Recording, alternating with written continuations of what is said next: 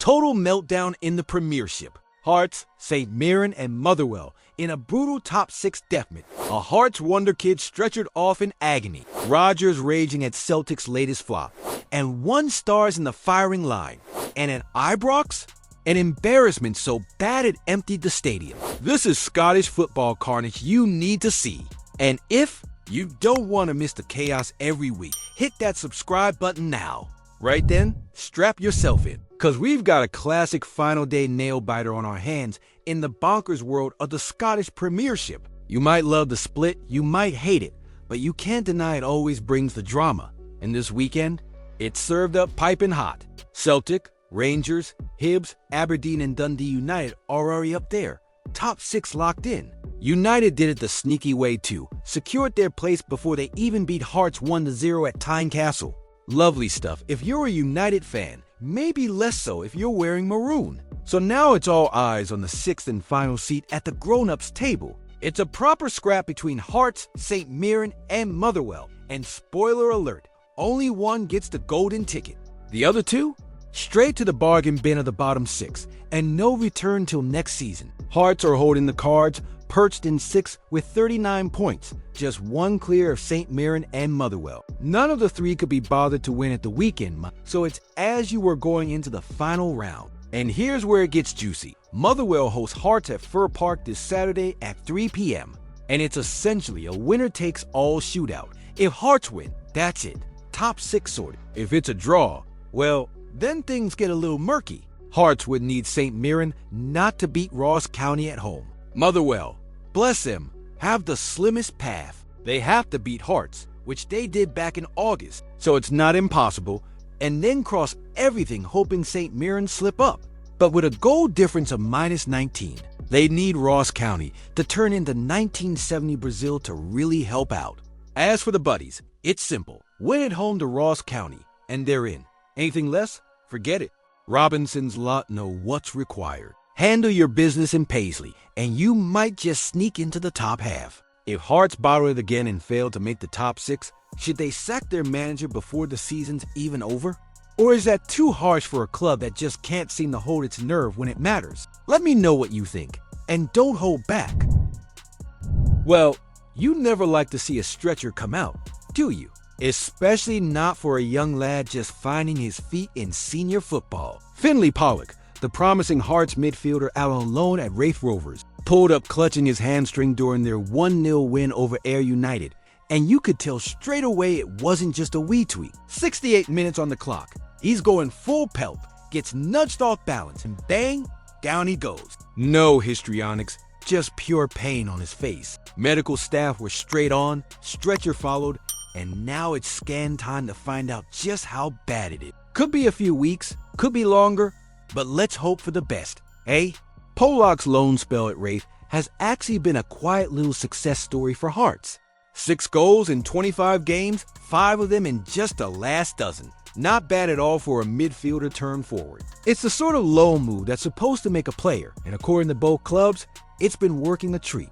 Barry Robson at Raith was quick to defend his lad, saying it wasn't down to overplaying or fitness. Just one of those awkward, unlucky moments when your body's stretched and a nudge puts everything out of sync. And you know what?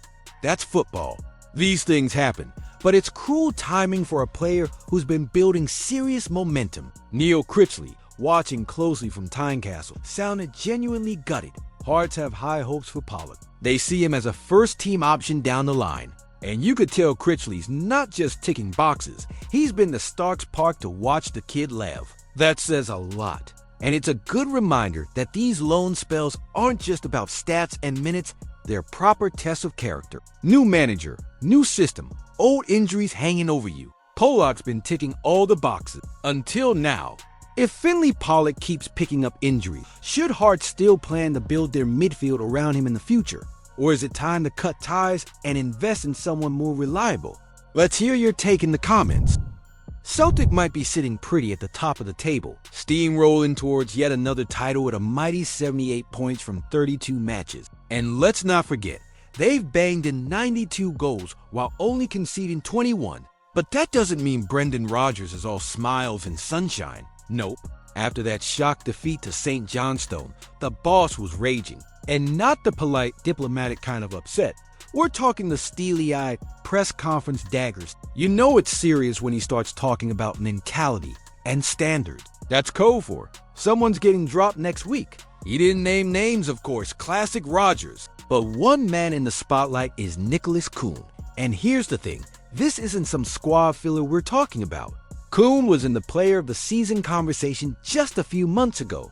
18 goals, 14 assists, those are tasty numbers. But lately, he's looked more like a lost tourist than a top winger. Just 4 goals and 3 assists in 19 games since the turn of the year. BBC pundit Scott Allan reckons Rodgers was giving Kuhn a not-so-subtle hairdryer treatment, just without using the lad's name. Kuhn was hooked at halftime alongside Jeffrey Schlupp, but let's be honest, Schlupp only arrived in January, so he gets a bit of a grace period. Kuhn, on the other hand, has no such excuse. Opposition defenders are on to him now.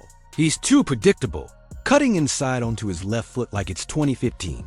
And the defenders are basically handing him a map and a compass to show him where to go. You can't be a one-trick pony at a club like Celtic, not when the bar is set this high. And here's the kicker. Rodgers isn't just annoyed because of one bad performance. He's annoyed because it's becoming a pattern.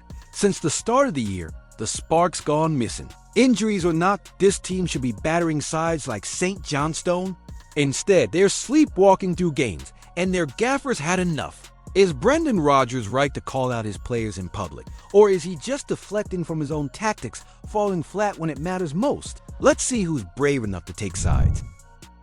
5 defeats in a row at home. That's not just poor form, that's bordering on performance art. The kind of stuff you'd expect from a team scrapping to stay up, not one supposedly chasing silverware and European glory. The standards at Rangers? Folk keep talking about them like they're still there, but on Saturday, it was clear. The only standard on show was the exit strategy, and the fans didn't waste time executing it. Hibs came to Glasgow full of confidence, and why not?